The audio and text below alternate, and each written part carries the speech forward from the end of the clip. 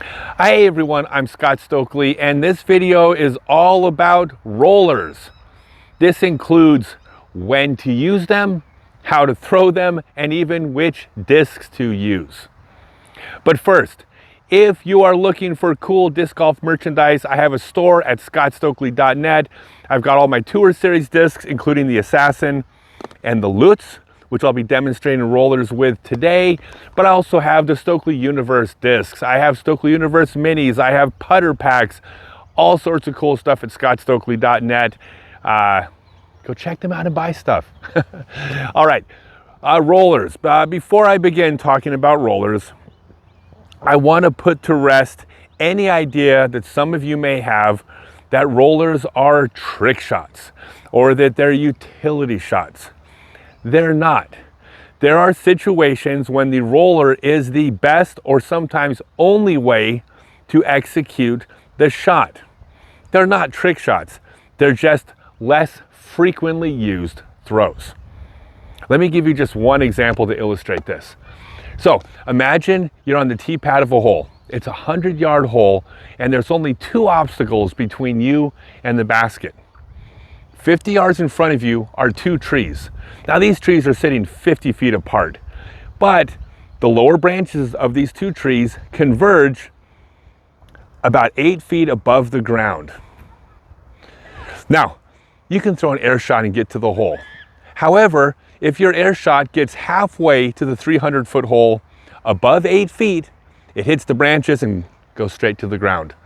If your air shot gets halfway to the hole below 6 feet, it is not high enough to reach the hole. Basically, to get there in the air, you had to hit a 2-foot tall gap, 150 feet away.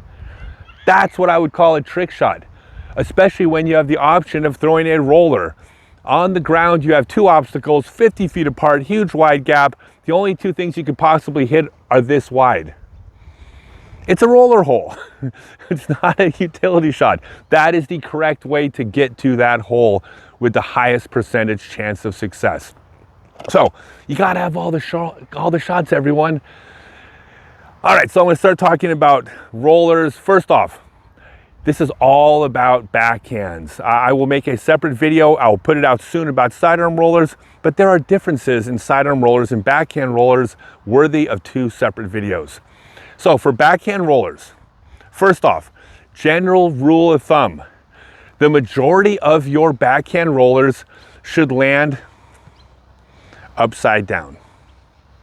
Now, technically it doesn't matter if it lands right side up or upside down, but what I mean by that is if you're throwing a shot on the ground rolling that you want to go to the left of an obstacle, these are for right-handed throwers of course, left of an obstacle and turn to the right, you would throw a backhand. By throwing a backhand, you're throwing a shot that is going to turn to the right and ultimately land upside down. Now, sometimes you want to roll to the right of an obstacle and have it go to the left.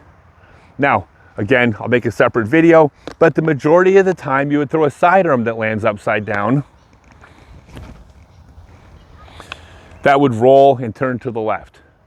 However, there are rare situations where you must throw a backhand roller to the right of an obstacle and have it go to the left. This is called a cut roller. You would throw the cut roller in those situations where you need the disc to land to the right, go to the left, and then either go straight or straight and turn to the right. Basically, you would throw a shot that doesn't stand up, but instead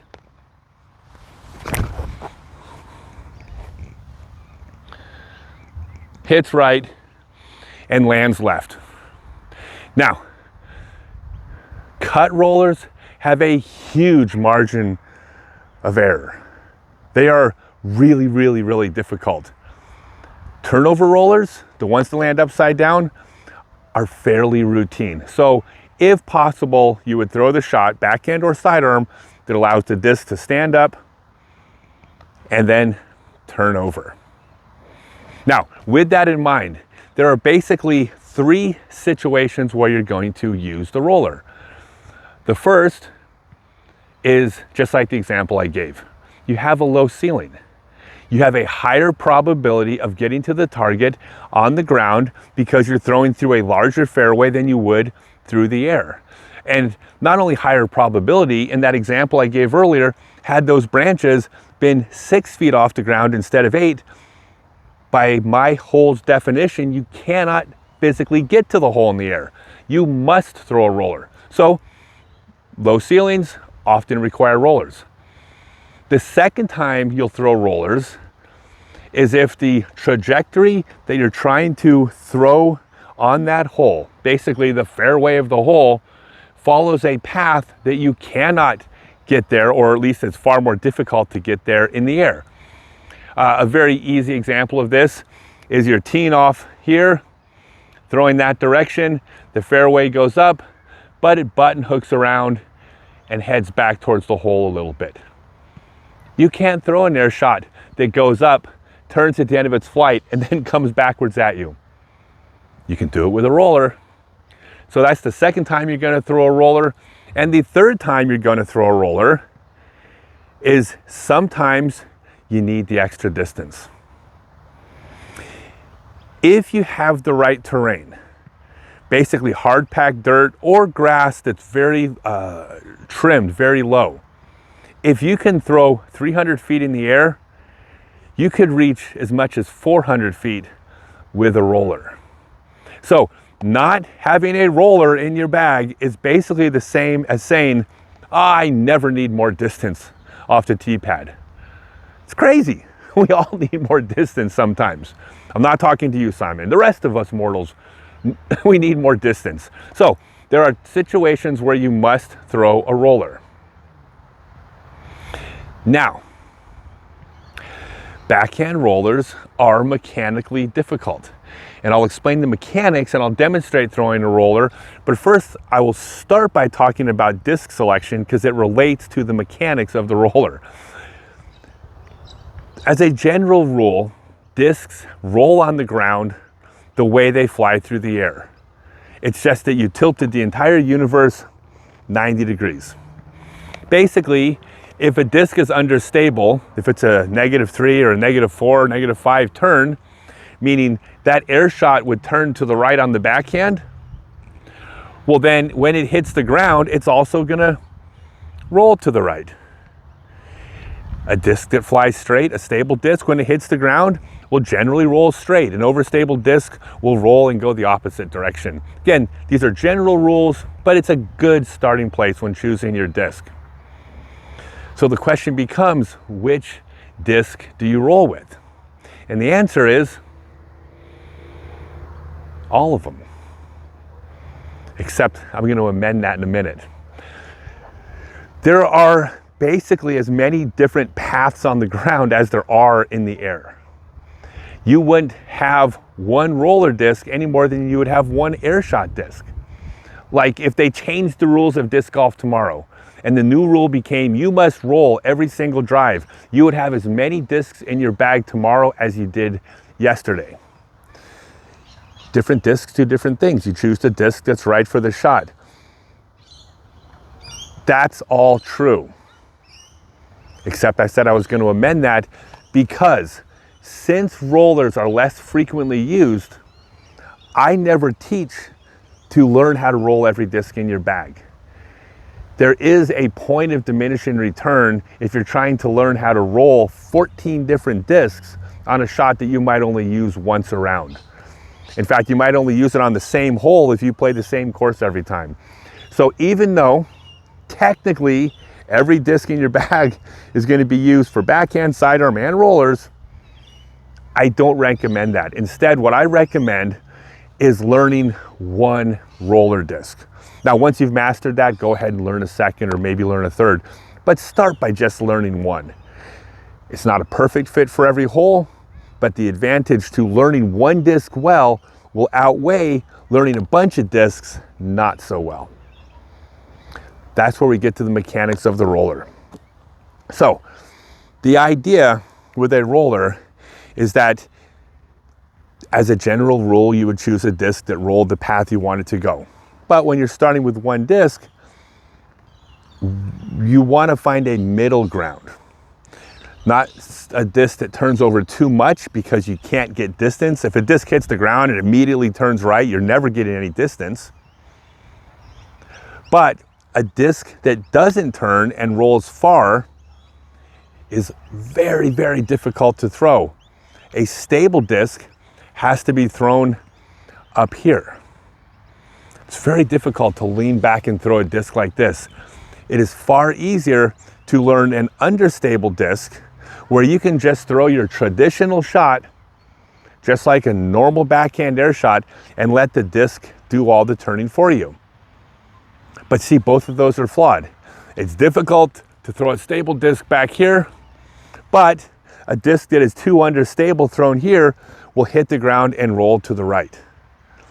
So basically what you're going to look for is a middle ground between those two. Now, I make tons of tutorial videos where I'm not trying to sell you one of my discs. I'm going to try to sell you one of my discs on this one because my Assassin, my Tour Series Assassin, is the best middle ground roller disc I have ever thrown. It does not turn so fast that it doesn't get distance, but it turns enough that you don't have to throw it at an awkward angle. I will demonstrate, but basically all I'm going to do with this disc is throw with the exact same mechanics I would throw with an air shot, and I'm going to let the disc do the work. So I don't have to get into an awkward position. Instead,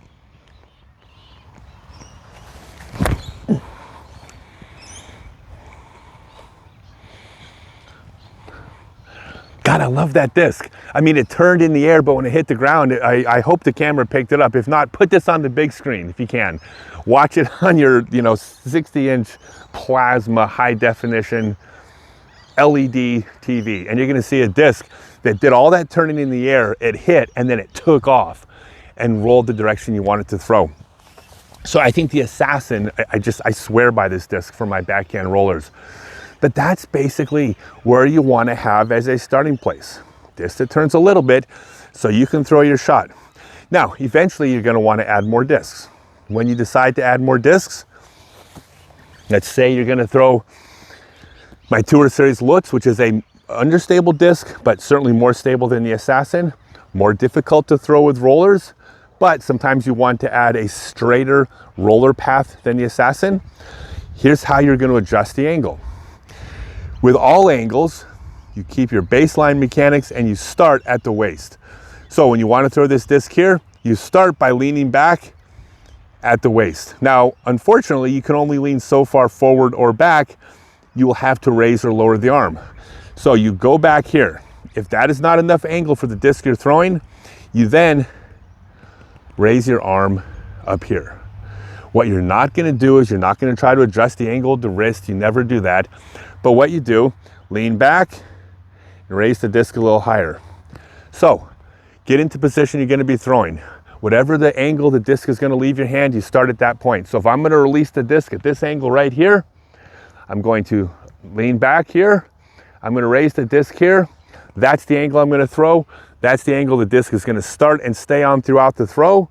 Then I'm going to go 1, 2, plant. And that's how you throw a roller. Now I'm going to add one more thing to this. How do you throw a roller when it's windy out? And the answer is, you are terrible at throwing rollers in the wind. There, I said it. Okay, so am I. So is Paul. So is Ricky. So is Kristen Tatar. Nobody's good at rollers in the wind. Remember, I've made videos about the wind before. I said when the disc flies like this, you're throwing a wing, which gives you control over the wind or the air. But the more the wing becomes a sail, the more control you're giving the wind. Winds have control over things with sails. Well, when you throw a roller, you're taking a wing, you're turning it into a sail. The amount of unpredictability that you have when it's windy out means rollers are basically just a no-no. We're all terrible at rollers in the wind. So if you post that question in the comments, how do I throw a roller in the wind? The answer is you don't. Sometimes you have to throw the more difficult air shot because a wing is always better than a sail. I hope that helps. I will make a video all about throwing a sidearm very soon. And again, you can get my Tour Series Assassin and the Lutz at scottstokely.net. Thanks everyone.